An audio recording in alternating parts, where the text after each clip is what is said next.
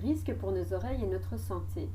La quasi-totalité des adolescents et jeunes adultes entre 13 et 25 ans, donc 96%, affirment avoir conscience que le bruit peut présenter des effets néfastes sur l'audition. Dans le même registre, 93% des sondés considèrent qu'un niveau sonore trop élevé peut provoquer des acouphènes. Les acouphènes, c'est quoi? C'est des bruits gênants, tels que des sifflements ou des bourdonnements, voire même une perte partielle ou totale de l'audition.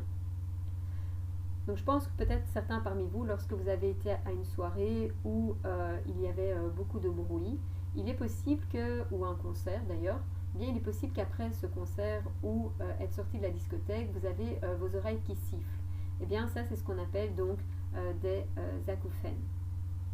Alors, paradoxalement, près de 7 personnes interrogées sur 10, donc 67%, avouent écouter au moins 1 heure par jour leur MP3, leur téléphone, leur ordinateur ou leur chaîne hi-fi. Rien d'étonnant si plus de la moitié du panel, donc c'est-à-dire 52%, déclarent avoir déjà souffert de fatigue et de lassitude après une exposition au bruit, concert, écoute du MP3 ou discothèque, contre 42% qui ont ressenti des maux de tête ou des acouphènes.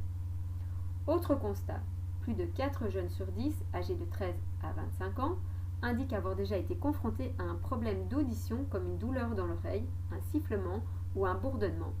Ce chiffre s'élève à 56% chez les 19-21 ans et 58% chez les 22-25 ans.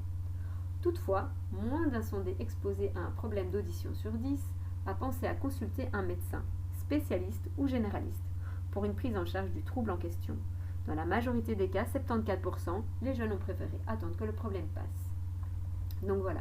Donc forcément, si vous vous rendez compte qu'au bout de 24 heures, le sifflement ne passe pas, donc il est peut-être important de pouvoir consulter un médecin pour être sûr simplement qu'il n'y aura pas une perte d'audition à plus long terme. Parce que peut-être que certains parmi vous ne s'en sont pas rendus compte, mais peut-être qu'ils ne perçoivent déjà plus certains sons.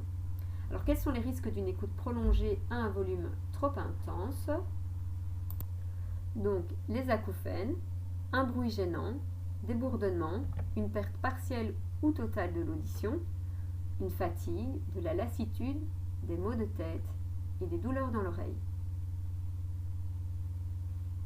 Solution pour lutter contre les nuisances sonores. Alors ici en fait, moi je vais vous donner une situation, mais il se pourrait que dans une interrogation, vous ayez donc une autre situation avec tout plein de solutions proposées et que vous allez devoir donc choisir des solutions qui sont les plus adéquates par rapport à la solution proposée.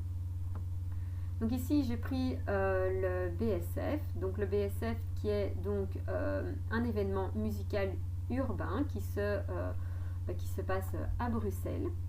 Et donc, il y a environ 100 000 festivaliers de tout âge, donc ici en 2017, puisqu'il n'y a pas eu en 2020 en tout cas.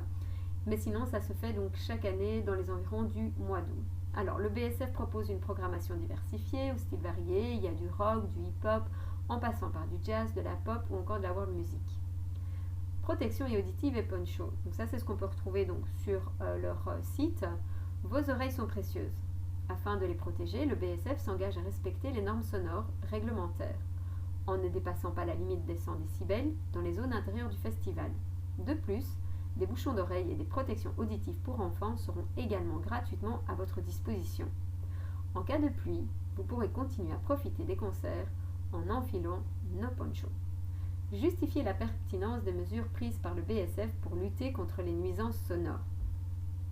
Donc première chose, on voit qu'ils ne vont pas dépasser la limite de 100 décibels. Alors pourquoi? Parce que c'est justement cette mesure-là qui a été déterminée comme pouvant produire vraiment des effets sur l'audition et donc des dégâts sur l'audition. Donc effectivement, ils ne vont pas donc dépasser la limite des 100 décibels. Autre chose, ils vont proposer donc des bouchons d'oreille, donc ça c'est plutôt pour les adultes, et ces bouchons d'oreille vont permettre effectivement d'atténuer le son de façon importante. Ce qui va encore plus diminuer la quantité de son, ce sont les protections auditives pour des enfants. Donc en fait, ils vous permettent d'aller chercher des casques anti-bruit à certains postes pour les enfants, afin que ceux-ci ne souffrent pas du bruit.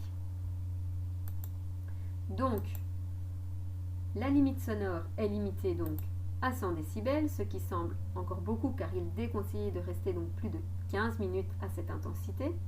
La solution des bouchons dans les oreilles est bien car elle réduit le nombre de décibels, environ 21.